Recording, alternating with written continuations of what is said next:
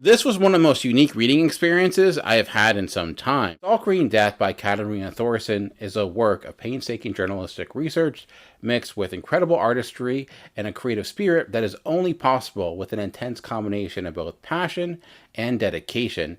In a way, it is looking to redefine what you can do with a comic book format as much as any comic book you will read this year. At the center, it is telling the story of Joseph O'Dwyer, who's probably a figure you've never heard of before, but by delving into his story, Thorson is able to piece together the broken way society approached psychology, depression, and mental illness, and how that broken foundation impacts our world today. An attempted suicide attempt by Joseph O'Dwyer in 1948 led him to be hospitalized and eventually moved into an institution. What is fascinating is how we learn about this journey.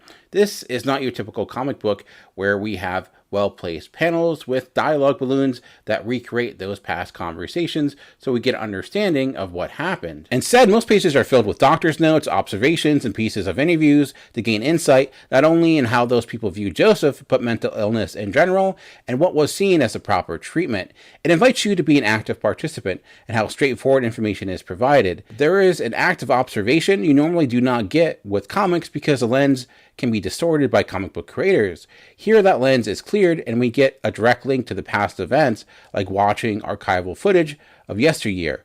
Artistic license is taken here and there, especially with moments of flashback, but rarely have I seen information provided in this fashion. It's truly fascinating. One thing that needs to be made certain is that this book is not boring. I could see how reading lab notes that are nearly 80 years old does not sound like an ideal way to spend your free time.